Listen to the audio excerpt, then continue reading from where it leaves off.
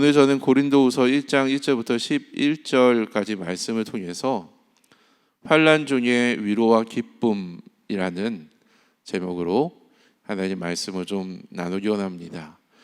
먼저는 저희가 이제 본문을 한번 같이 읽을 텐데, 한 절은 제가, 한 절은 여러분이 읽어서 우리 11절까지 읽고 11절은 같이 합도록 하겠습니다. 네, 제가 먼저 읽습니다. 하나님의 뜻으로 그리스도 예수의 사도가 된 나 바울과 형제 디모데가 고린도에 있는 하나님의 교회와 온 아가야에 있는 모든 성도에게 이 편지를 씁니다. 우리 아버지 하나님과 주 예수 그리스도께서 내려주시는 은혜와 평화가 여러분에게 있기를 빕니다. 우리 주 예수 그리스도의 아버지이신 하나님을 찬양합시다. 그는 자비로우신 아버지시요 온갖 위로를 주시는 하나님이시요 온갖 환난 가운데에서 우리를 위로하여 주시는 분이십니다. 따라서 우리가 하나님께 받는 그 위로로 우리도 온갖 환난을 당하는 사람들을 위로할 수 있습니다. 그리스도의 고난이 우리에게 넘치는 것과 같이 그리스도로 말미암아 우리의 위로도 또한 넘칩니다. 우리가 환난을 당하는 것도 여러분이 위로와 구원을 받게 하려는 것이며, 우리가 위로를 받는 것도 여러분이 위로를 받게 하려는 것입니다. 여러분은 이 위로로 우리가 당하는 것과 똑같은 고난을 견디어냅니다. 우리가 여러분에게 거둔 희망은 든든합니다. 여러분이 고난에 동참하는 것과 같이 위로에도 동참하고 있음을 우리는 알고 있습니다. 형제자매 여러분, 우리가 아시아에서 당한 환난을 여러분이 알기를 바랍니다. 우리는 힘에 겹게 너무 짓눌려서 마침내 살 희망마저 잃을 지경에 이르렀습니다. 우리는 이미 죽음을 선고받은 몸이라고 느꼈습니다. 그렇게 된 것은 우리 자신을 의지하지 않고 죽은 사람을 살리시는 하나님을 의지하게 하기 위함이었습니다. 함께 있습니다.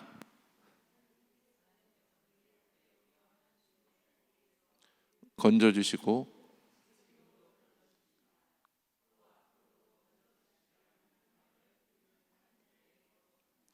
네, 우리 11절 있거든요. 같이 한번 더 읽습니다. 여러분도 기도로 우리에게 협력하여 주십시오. 많은 사람의 기도로 우리가 받게 된 은총을 두고 많은 사람이 우리 때문에 하나님께 감사를 드리게 될 것입니다. 아멘. 네, 저는 오늘 이 본문 말씀을 통하여서 환난 중에 위로와 기쁨이라는 제목으로 이제 고린도 후서 강의를 시작합니다. 오늘부터 이제 고린도후서 말씀 강해를 저희가 시작할 텐데요. 저희가 이제 성경을 책별로 이렇게 공부하는 것은 하나님의 말씀을 이제 정확한 문맥과 배경 가운데 저희가 공부하는 것이기 때문에 상당히 우리가 그 성경을 이해하는 것에 많이 도움이 됩니다. 그래서 오늘부터 이제 고린도후서를 쭉 말씀 강의를 할 텐데, 여러분 또 빠지지 않고 잘 나오신다면 여러분에게 큰 도움이 될 것이라 생각을 합니다. 오늘은 고린도후서를 다루는 첫 번째 시간이기 때문에 이 편지가 어떤 배경에서 기록되었는지를 간단하게 설명하도록 하겠습니다. 어떤 문서든 어떤 서신이든 우리가 그 서신을 제대로 이해하려면 육하 원칙 하에 우리가 바라봐야 됩니다. 그러니까 이 서신이 언제, 어디서, 누가, 무엇을, 왜, 어떻게 썼는지를 살펴보면 이 서신이 어떤 배경에서 쓰였는지를 좀 정확하게 우리가 파악할 수 있게 된다라는 그런 내용입니다. 고린도후서는 바울이 고린도 교회에 보낸 두 번째 편지로 주후 55년 말에 마게도냐에서 기록된 것으로 보입니다. 고린도전서가 주 55년 초 에베소에서 기록된 것을 이제 비교해 보면 이제 고린도전서가 쓰여진 지 얼마 지나지 않아서 이제 다른 장소인 마게도냐에서 이제 이 고린도후서가 쓰여졌다라는 겁니다. 바울이 왜 고린도 교회에 편지를 쓰게 되었을까요? 우리가 고린도전서의 내용을 간단하게 설명을 하자면 바울은 55년 초에 에베소에서 고린도 교회에서 일어나고 있는 불미스러운 일, 곧 성도들 간의 분쟁, 근친상간, 성도들 간의 소송, 성적 부독성, 우상에 드린 음식의 문제와 은사 문제를 해결하기 위해서 편지를 쓰게 됩니다. 바로 그것이 고린도전서, 우리가 지난번에 살펴봤던 고린도전서의 내용이었죠. 이러한 문제를 해결하기 위해서 고린도전서를 기록한 후에 디모데 편의 이 편지를 이제 보내게 됩니다. 이제 전달하는 것이죠. 그리고 고린도 교회가 어떻게 이 권면을 잘 받아들이고 있는지를 살펴보라라고 했습니다. 그런데 왜 고린도 후서, 전서로 끝이 나면 좋았을 텐데 왜 그것으로 끝나지 않고 후서가 기록이 되었을까요? 바울이 짧은 기간 안에, 그러니까 6개월이라는 그 기간 안에 같은 지역에 똑같은 비슷한 내용의 편지를 썼다는 것은 이 서신 교환 등을 통하여서 문제를 해결하고 했던 바울의 이러한 노력이 뭔가 문제에 봉착했다, 실패했다라는 것을 의미합니다. 제가 여러 번 1:1 양육을 하면서 느끼는 것 중에 하나는 우리 성도님들을 하나님의 말씀으로 이렇게 양육할 때에는 그때는 굉장히 성령 충만합니다. 예배도 잘 나오고 삶의 여러 가지 문제들을 믿음으로 잘 극복하죠. 그런데 그 양육을 마친 뒤 한 1년이나 2년 정도가 지나면 믿음이 약해지거나 또는 예전의 모습으로 돌아가는 그런 경향들이 일어나는 것들을 보게 됩니다. 그래서 끊임없이 하나님 말씀으로 양육하는 것이 참으로 중요하죠. 사실 교회는 문제가 없는 공동체라기보다는 복음과 말씀으로 우리의 삶에서 일어나는 여러 가지 문제들을 하나씩 해결해 나가는 그런 공동체다라고 볼 수가 있습니다.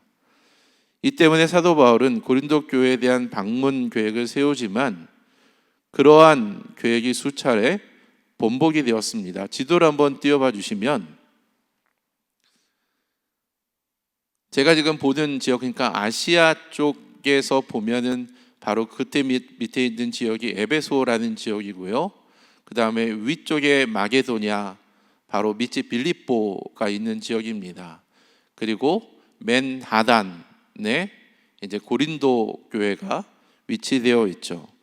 원래 계획은 에베소에 있던 바울이 위쪽에 마게도냐를 거쳐서 그쪽을 통하여서 이제 고린도 교회를 방문하려고 했으나 바울은 변경하여서 고린도 교회를 먼저 방문하고 추후에 마게도냐를 방문하고 다시 고린도 교회를 오게 됩니다. 그런데 바울이 이러한 과정에서 고린도 교회를 방문했을 때에 디모데가 겪었던 동일한 문제를 그가 봉착하게 됩니다. 그러니까 고린도 교회 성도들이 바울의 직분이나 바울의 정체성에 대해서 의심하고 공격했던 것이죠. 그들은 말하기를 바울이 변덕스럽고 자꾸 계획을 바꾼다 했던 말을 번복한다라고 공격하고 교만하고 용모와 말에 있어서 인상적이지 못하고 부정직하며 예수 그리스도의 사도로 적합하지 못한다라는 말을 했습니다. 그리고 바울에게는 사도들에게 기대되는 여러 가지 표적과 그런 기사가 없다라고 비난을 했죠. 이 말을 들은 바울이 큰 상처를 받습니다. 그래서 다시 빌립보 지역으로 돌아가서 고린도 교회로 다시 돌아가려고 했지만 다시 변경하여서 에베소 지역으로 다시 돌아가서 그곳에서 소위 눈물의 편지라고 불리는 책망의 편지를 쓰게 됩니다. 아쉽게도 이 눈물의 편지는 오늘날 우리에게 기록으로 남아있지는 않습니다. 아마 그 편지는 회개하지 않으면 하나님의 심판이 임한다라는 강력한 경고가 포함된 편지였을 것입니다. 그 후에 바울은 고린도 교회에 대한 관심을 지속적으로 가지면서 에베소에서 다시 마게도냐로 이동하여서 그곳에서 디도를 기다리며 드디어 이제 디도를 만나게 됩니다. 그래서 디도로부터 고린도 교회에 대한 소식을 듣고 나서 다시 한번 고린도 교회에게 편지를 쓰게 되는데, 바로 그것이 우리가 지금 살펴보게 되는 고린도 후서의 내용이다라는 것입니다. 그럼 바울은 고린도 후서에게 어떤 편지의 내용을 썼을까요? 먼저는 기쁨과 위로입니다. 아까 제가 바울이 눈물의 편지를 보냈다라고 했는데, 바울은 그 편지를 보내고 나서 마음이 굉장히 불편했습니다. 왜냐하면 고린도 교회 성도들과 자신과의 관계가 뭔가 좀 어그러지는 것 같고, 내가 뭔가 좀 심한 말을 한 것 같고, 그래서 마음이 불편했는데, 다행히도 디도를 통해 듣게 된 소식은 그 편지를 읽고 회개한 사람들이 있다라는 소식을 듣게 됩니다. 그래서 바울은 그 편지를 듣고, 그런 소식을 듣고 위로와 그 다음에 기쁨의 감사를 갖게 되는 것이죠. 깨어졌던 관계가 다시 회복되었으니 얼마나 기쁘고 위로가 되었겠습니까? 그러나 여전히 고린도 교회 안에는 바울을 싫어하여서 바울을 오해하고 바울을 이제 비난하는 그런 사람들이 존재했습니다. 그래서 그러한 오해를 풀고자 자신의 사역에 대한 어떤 설명을 할 필요가 있었고, 어떤 자신의 사도권을 내가 사도로서 적합한 사람이다라는 것들을 설명을 해야 됐죠. 그리고 바울은 물질적인 부족으로 고난당하는 예루살렘 교회를 돕기 위한 헌금을 할 것을 권면을 합니다. 그리고 세 번째로 방문 계획을 밝히는데, 그때에도 끝까지 복음을 거부하는 자에게 대해서는 강력하게 심판할 것이다라는 경고의 메시지를 전합니다. 여러분, 고린도 교회는 바울이 개척한 교회입니다. 그런데 그런 그들에게 오해를 받고 비난을 받았으니 얼마나 마음에 큰 상처가 되고 아팠겠습니까? 그럼에도 불구하고 바울은 그들을 포기하지 않고, 그들과 관계를 단절하지 않고, 그들을 사랑하는 마음을 담아서 편지를 보내며 사랑 가운데 권면하고, 그들이 자신의 죄를 회개하고 교회의 역할을 잘 감당할 수 있도록 최선의 노력을 다하게 됩니다. 그런 의미에서 고린도 후서는 목회자나 또는 목자 또는 우리 교사, 그리고 교회를 세우고자 노력하는 그런 분들이 반드시 참고해야 될 서신이다 라고 생각을 합니다. 고린도 후서의 구조를 간단하게 설명하자면 세 가지 구분으로 저희가 이야기할 수 있는데요. 먼저 1장부터 7장까지의 내용은 바울 사역에 대한 설명을 합니다. 그러니까 바울과 고린도 교회 간에 그동안에 있었던 여러 가지 오해를 풀고 불편한 관계를 회복하려는 그런 노력들을 이제 편지의 내용을 통해서 이야기를 합니다. 바울은 환난과 위협 중에도 하나님의 위로하심에 대한 감사를 드린 다음 왜 고린도 교회를 방문하려고 했던 자신의 계획이 번복되었는지에 대해서 자세하게 설명을 해야만 했습니다. 그리고 8장부터 9장은 가난한 예루살렘 교회를 돕는 모금 사역에 고린도 교회 성도들이 참여할 것을 권면하는 내용을 다루고 있는데, 예루살렘 교회를 돕는 마게도냐의 연보를 예로 들어 설명하면서 고린도 교회 성도들도 마게도냐 성도들처럼 너희들 힘써서 가난한 교회를 돕는 일에 동참하라 라고 그런 권면의 편지를 쓰게 됩니다. 그리고 10장부터 13장은 자신을 비판하는 대적자들과 그들이 설득당한 고린도 교회를 향해서 그들이 도전한 자신의 사도권을 변호하는 그런 내용을 다루었습니다. 바울은 자신이 사도로서의 자격을 보여주기 위해서 어쩔 수 없이 자신의 지식, 흠이 없음, 업적, 고난, 환상과 기적에 대해서 자랑을 했습니다. 그리고 그는 세 번째로 그들을 방문할 계획을 밝히면서 자신이 방문했을 때에 혹독하게 다룰 필요가 없도록 그들이 앞서 회개할 것을 권고합니다. 이것이 고린도 후서의 전반적인 큰 그림이다라고 볼 수가 있습니다. 저는 이러한 배경에서 오늘 본문인 고린도후서 1장 1절부터 11절까지 내용을 통해서 두 가지 교훈을 좀 나누기 원합니다. 첫 번째 교훈은 하나님의 뜻에 순종할 때에도 환난이 찾아올 수 있다라는 것입니다. 우리 1절 말씀 같이 함께 읽겠습니다. 시작. 하나님의 뜻으로 그리스도 예수의 사도가 된 나 바울과 형제 디모데가 고린도에 있는 모든 성도에게 이 편지를 씁니다. 이 본문에 보면 예수의 사도가 된 나 바울과 형제 디모데가 고린도 교회에 있는 성도들에게 편지를 쓰는 것은 하나님의 뜻이다라고 밝히고 있습니다. 여러분, 하나님의 뜻에 따라 어떤 일을 한다면 그것만큼 확실한 보장이 또 어디에 있을까요? 하나님의 뜻으로 어떤 일을 하니까 하나님이 축복하셔서 하는 일들이 만사 형통해야 되지 않을까요? 그런데 바울은 8절에서 아시아에서 당한 환난을 언급하면서 자신은 너무나 힘이 들어서 마침내 살 소망까지 끊어져 버렸다라고 고백을 했습니다. 바울은 자신이 죽음을 선고받은 몸이다 라고 표현을 했죠. 고린도 지역에서 사역하는 것이 얼마나 힘들었으면 이런 말을 했을까요? 그러나 바울은 우리가 아시아에서 당한 환난을 여러분이 알기를 바란다라는 말을 합니다.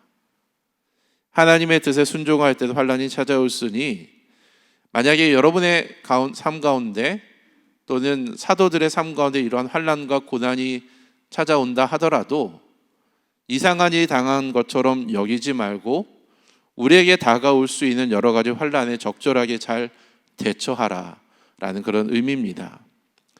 2020년 기사에 따르면 코비드-19 3년 동안 대략 1만 교회가 문을 닫았다라는 통계가 있습니다. 여러분, 3년 동안 만여 개의 교회가 문을 닫게 되었습니다. 그리고 아직 문을 닫지 않았지만 성도 수의 감소와 재정의 악화 등으로 인해서 존폐 위기에 처한 교회가 적지 아니하리라 저는 생각을 합니다.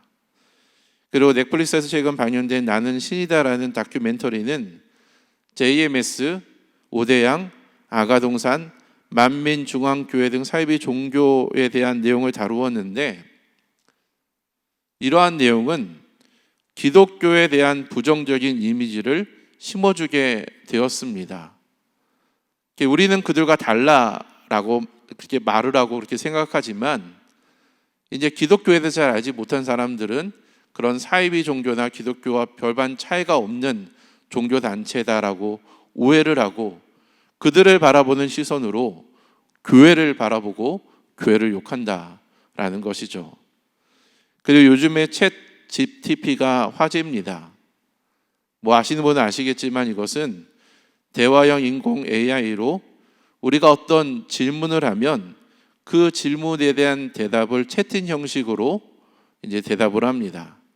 그래서 어떤 이는 이제 인터넷 검색의 시대는 끝이 났다. 우리가 네이버나 또는 구글에서 이렇게 검색을 하는 그런 시대는 이제 막을 내렸다라고 표현을 하기도 하죠. 문제는 이 인공 AI가 사람이 할 수 있는 모든 영역의 일을 대처할 수 있다라는 것입니다. AI가 상담을 하기도 하고요.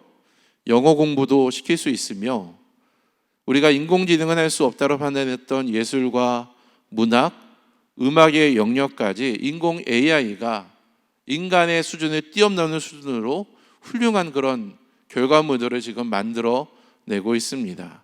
심지어는 설교문도 작성할 수 있다라고 합니다.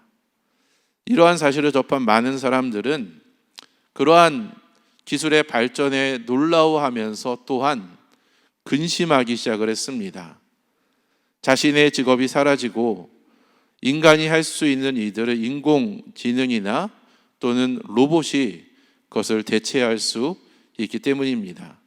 그래서 일론 머스크를 비롯해서 같은 IT 관련 전문가들은 지금 우리가 진행하고 있는 인공지능에 대한 경쟁을 잠시 한 6개월 정도라도 좀 중단하고 사태가 어떻게 진행되는지 좀 지켜보는 것이 좋겠다라고 경고를 하기도 했습니다.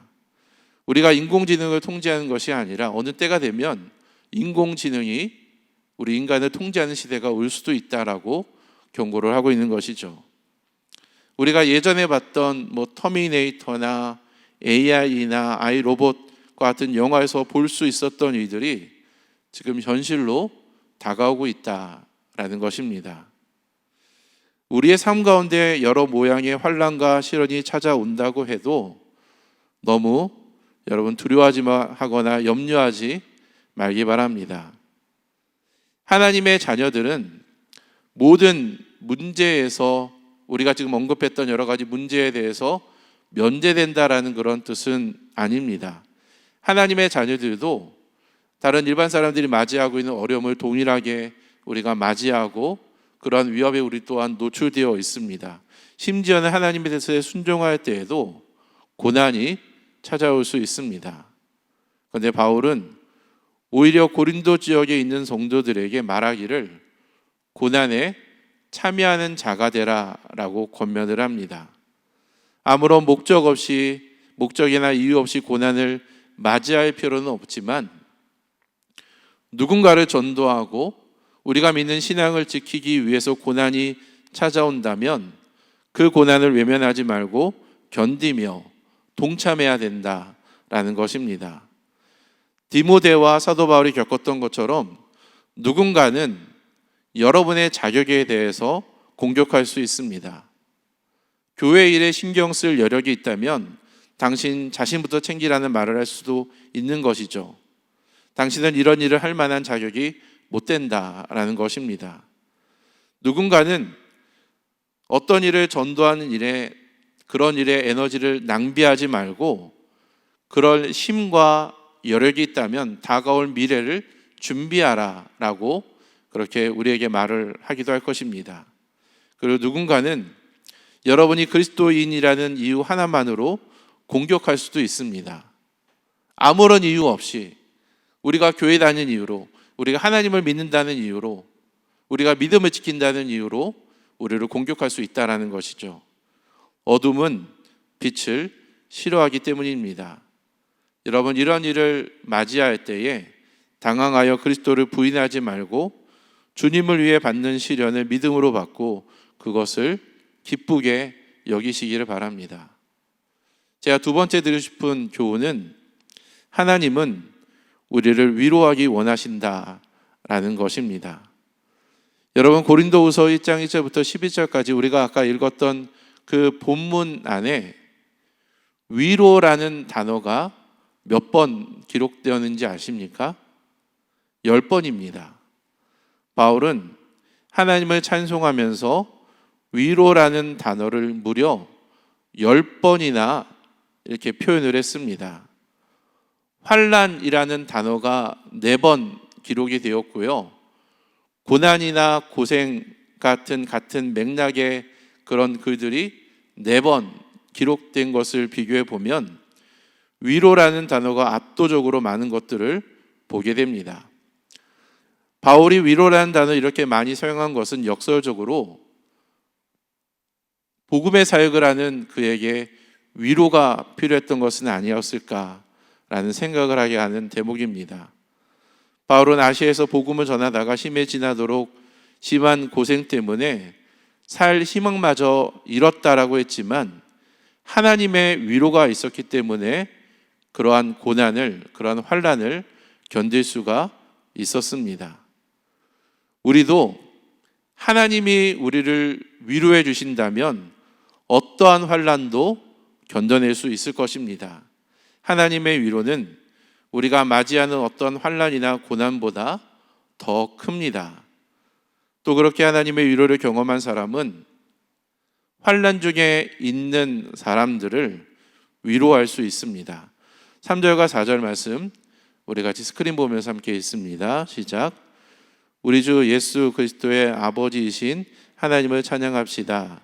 그는 자비로우신 하나님이시요 온갖 위로를 주시는 하나님이시요 온갖 환난 가운데서 우리를 위로하여 주시는 분이십니다. 따라서 우리가 하나님께 받는 그 위로로 우리도 온갖 환난을 당하는 사람들을 위로할 수 있습니다. 영국의 청교도 신학자 리처드 백스터는 예수님은 그분 스스로 지나신 곳보다 더 어두운 곳으로 나를 인도하지 않는다라는 말씀을 했습니다. 우리는 죽고 싶을 만큼 고통스러울 때에 예수님께서 먼저 우리가 겪는 고난을 직접 겪으셨다라는 것을 기억할 필요가 있습니다.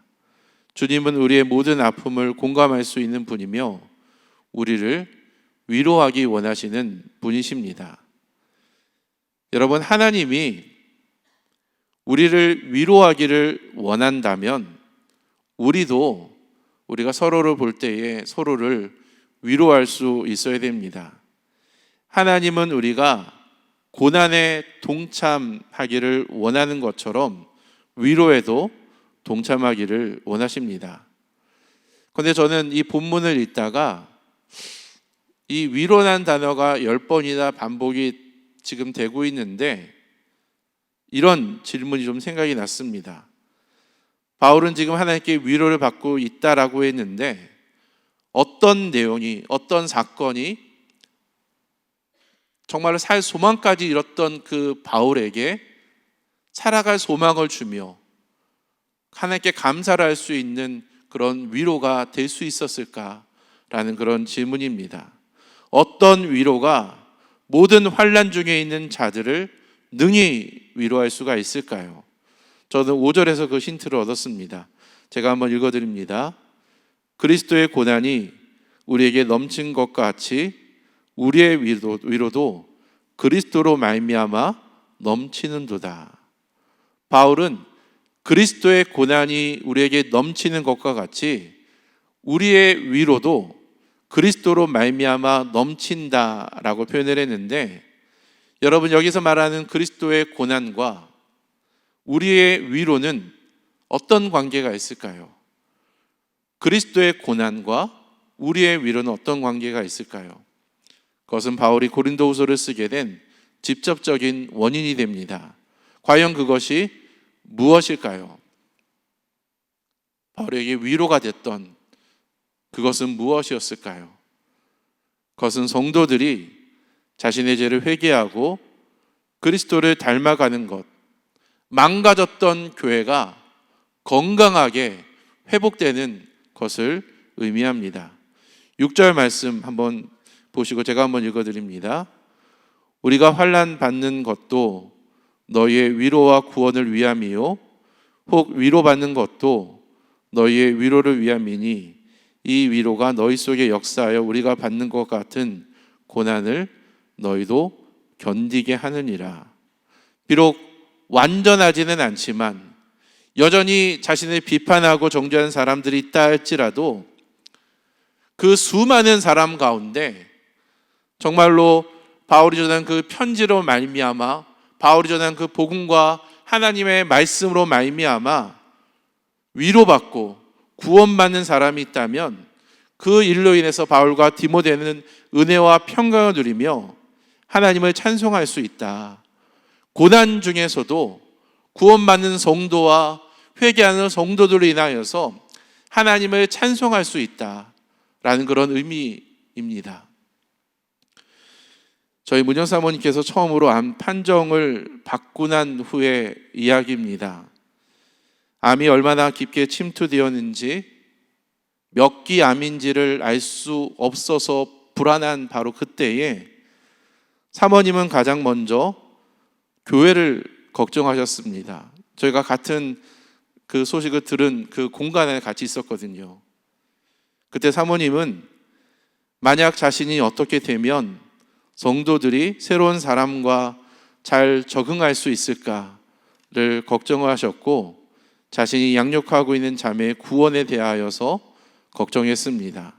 자신의 생명과 자신의 건강 상태를 걱정해야 될 때에 교회를 먼저 생각했던 것입니다.